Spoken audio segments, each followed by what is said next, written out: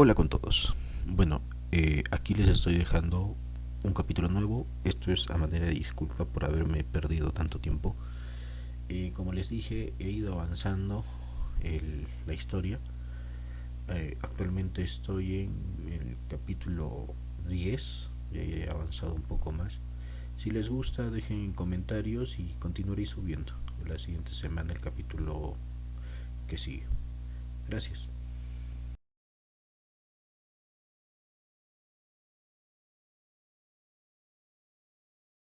Capítulo 5. Los extranjeros del hierro y del mar. Interludio inicial. El rumor del norte mucho antes de que el Chasqui llegara agonizando al palacio recién construido en el desierto, mucho antes de que el emperador Jinta y Pachacútec compartieran la cena más importante de sus vidas. El Tahuantinsuyo ya había oído hablar de un enemigo que habitaba más allá del horizonte. Pachacútec, al escuchar el nombre de los hombres blancos que venían del océano, recordó con claridad las historias que durante años había escuchado en su consejo imperial. Los rumores del norte, las campañas olvidadas, y las sombras de un imperio tan feroz como el suyo. Fue Kawiyakumu, su gran general del mensaje, quien décadas atrás llevó a los mensajeros del Inca más allá de la frontera norte. Los pueblos que vivían entre montañas, selvas y costas lejanas narraban con miedo y respeto la existencia de señores que vestían pieles de jaguar, que empuñaban espadas de obsidiana tan afiladas como el rayo, y que realizaban sacrificios para alimentar a sus dioses.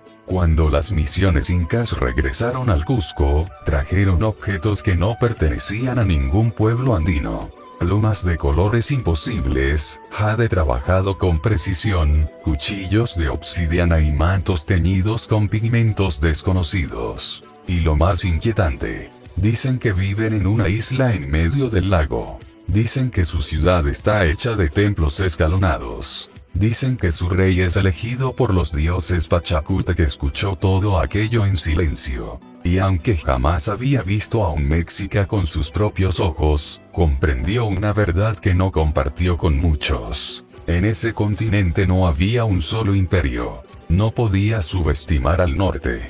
Por eso ordenó construir tambos, fortalezas y enviar espías disfrazados de comerciantes hasta donde pudieran llegar sin provocar guerra. Por eso reorganizó el ejército entero, preparándolo para luchar en regiones desconocidas. Por eso nació la escuela militar, que luego los chinos reforzarían con pólvora, tácticas y armas de fuego. El Tahuantinsuyo nunca olvidó la existencia de aquellos guerreros del Sol Negro. Y por eso, cuando aquel Chasqui entró desangrándose al palacio anunciando la llegada de los hombres blancos, Pachacútec no pensó en tribus salvajes. No pensó en bárbaros desorganizados. Pensó en los mexicas. En la ferocidad del norte. En un posible nuevo imperio capaz de rivalizar con él. Y fue esa memoria la que encendió la chispa de la alianza con los chinos, porque el Zapa Inca ya sabía que ningún imperio del mundo podía sobrevivir solo cuando la sombra de otro sol se alzaba sobre el horizonte.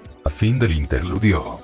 El silencio tras la noticia del Chasqui todavía pesaba en el aire del palacio. El emperador Jintai observó al Zapa Inca con seriedad, como si pudiera leer los pensamientos detrás de su mirada endurecida. Pachacútec estaba recordando el norte, el poder mexica, la crueldad de esos hombres que, según los rumores, dominaban a decenas de pueblos y habían sido capaces de masacrar y expulsar hasta los soldados del mismísimo Zenge. Pero ahora, los visitantes no venían del norte. Venían del este, del océano inmenso. Y si los mexicas eran una amenaza en tierra, ¿qué clase de monstruo podría cruzar el mar sin miedo?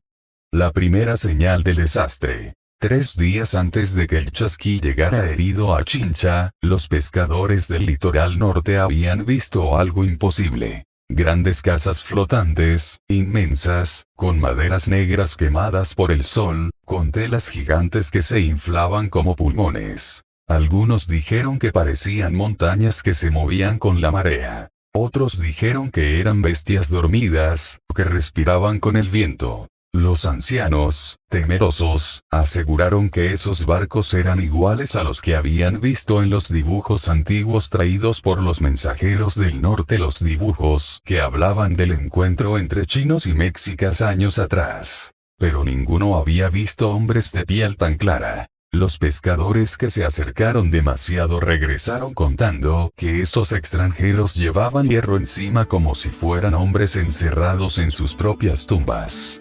Que sus rostros estaban ocultos tras cascos, que sus manos portaban tubos que vomitaban fuego y ruido, y que gritaban palabras incomprensibles. No vinieron a comerciar, dijo uno. Vinieron a buscar algo, dijo otro. Vinieron a explorar, dijo el tercero, con el rostro pálido. La sospecha de Pachacútec. Cuando Pachacútec escuchó la descripción del chasquí, comprendió algo aterrador. Los mexicas habían derrotado a los chinos, pero estos hombres no se parecían a los mexicas. Los mexicas no navegaban mares tan lejanos. No tenían esas armas. No tenían barba tan espesa. No viajaban con animales que no existían en el Tahuantinsuyo. No, esos no eran hombres del norte. Eran otra clase de depredador.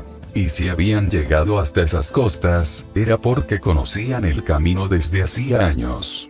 Pachacútec frunció el ceño. ¿Estos hombres tienen caballos? El chasquí, con la voz rota, respondió. Sí, mi señor. Pero no son como los de los chinos, son más grandes, más pesados. Sus cascos destruyen la tierra. Los ojos del emperador se abrieron de sorpresa. Tienen caballos más grandes que los nuestros. Rumiñahui cruzó los brazos. ¿Qué clase de imperio puede criar bestias así? Guaviarucana respondió en voz baja. Uno que nunca ha sido derrotado, quizás. Los primeros movimientos. Pachacútec caminó hacia el centro de la sala. Su sombra, proyectada por las llamas de las antorchas, parecía la de un gigante. Estos hombres blancos, dijo con voz grave, no llegaron aquí sin razón. No cruzarían un mar desconocido solo por accidente. Jintaya sintió. En mi experiencia, nadie atraviesa océanos sin una ambición mayor que el intercambio. Si vienen armados, es porque esperan guerra. Entonces, el Zapa Inca tomó una decisión que cambiaría la historia del continente. Rumiñahui prepara a la Guardia Imperial. Y Yargmusta convoca a los sabios del Cusco. Quiero un consejo de guerra al amanecer. Guavia, envía mensajeros a todos los curacas del Chinchay-suyo. Y tú, emperador Jintai. El emperador lo miró directamente. Necesito ver tus armas de pólvora, dijo Pachacútec. Quiero saber cuánto trueno puede hacer tu gente. El emperador sonrió con respeto. Traeré mis cañones menores al amanecer. El verdadero miedo. Cuando el chasquí fue llevado a descansar, murmuró algo que solo Yargmusta alcanzó a oír. Su líder, ese hombre blanco, no habla como un rey. Habla como un mensajero. Como si viniera en nombre de alguien más grande. Y Yarg sintió un escalofrío. Alguien más grande. Un reino detrás de un mar infinito. Un imperio que enviaba exploradores como dedos extendidos para medir la fuerza de los que algún día invadirían. Pachacútec sintió en su pecho el peso de esa revelación. Si estos hombres no eran el imperio, entonces ¿cuánto poder tenía el verdadero? Y por primera vez en muchos años, el Hijo del Sol sintió algo que no conocía. Incertidumbre.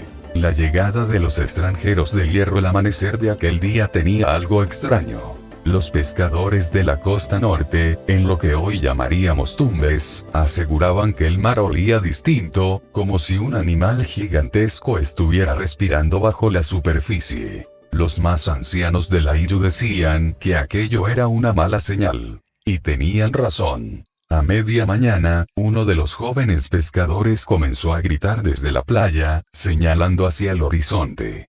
Islas de hierro. Islas que vomitan humo.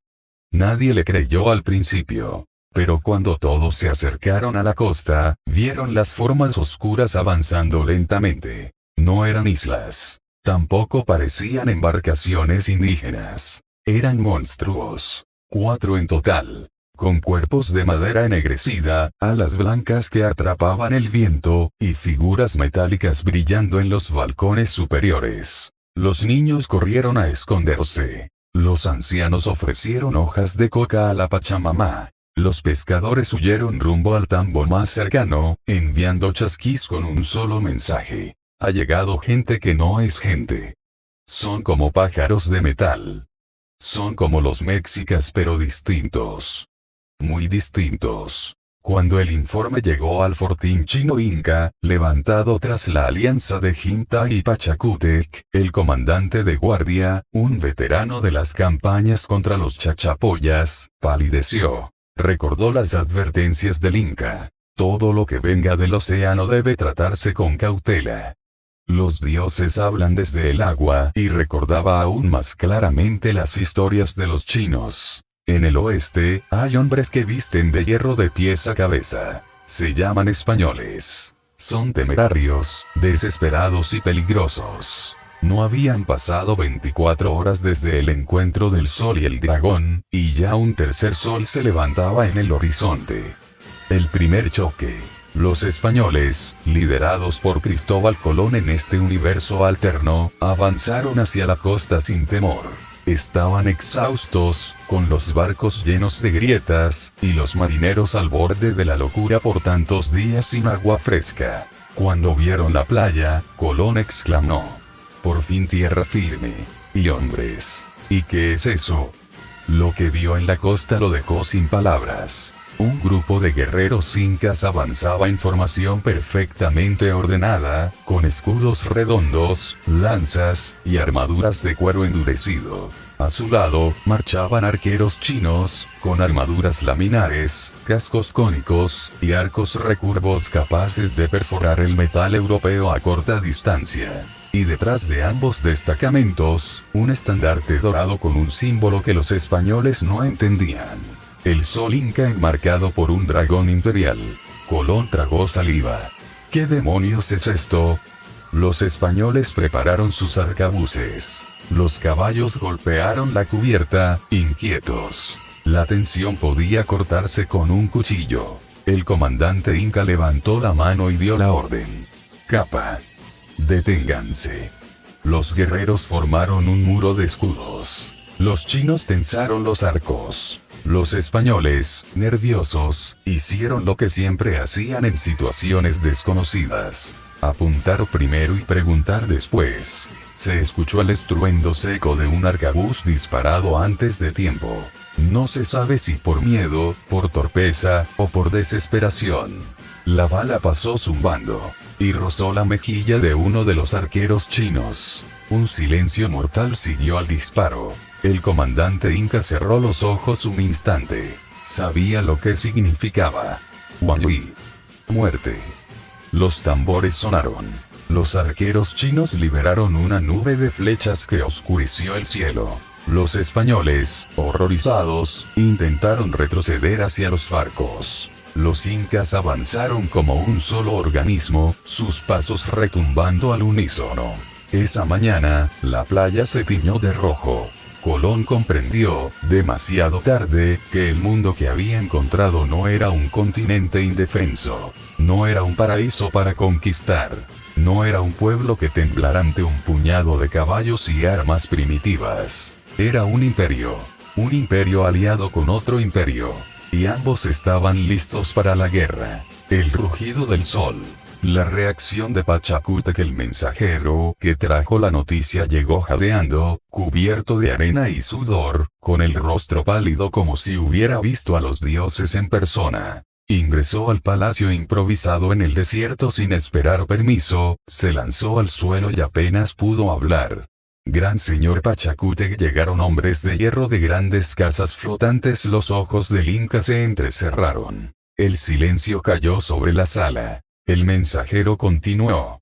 Dispararon fuego desde tubos. Pero nuestros hermanos los de la Alianza del Dragón respondieron. Los extranjeros cayeron. Sus casas flotantes intentan huir. Una frase resonó en el pensamiento del Zapa inca. Han disparado primero. Pachacútec se levantó lentamente del trono. Los nobles y generales alzaron la vista. Sabían que aquel gesto significaba guerra. El Inca habló con un tono seco, lleno de autoridad divina. Si estos hombres matan sin presentarse y atacan sin hablar, no son comerciantes, no son sabios, son saqueadores del mar. Los sacerdotes murmuraron plegarias. Los generales golpearon el suelo con las lanzas. El Inca prosiguió. Que nuestros hermanos chinos sepan esto. El norte ha despertado monstruos. Si dejamos que estas plagas regresen por donde vinieron, volverán con más bestias, con más hierro, y con más hambre. Se volvió hacia uno de sus consejeros militares. Envíen chasquis a todo el Capac Ñan. Quiero tropas en Trujillo, Cajamarca y Tumbes. Quiero preparar a las mitas para mover suministros. Quiero que el dragón y el sol marchen juntos. Y después, mirando al horizonte. Si los dioses del mar han decidido probar nuestra fuerza, que se enteren de que nosotros también sabemos morder. La planificación militar conjunta. El Consejo del Sol y el Dragón. 3 días después, el emperador Jintai y Pachacútec se reunieron en un salón iluminado por antorchas y braseros de cobre.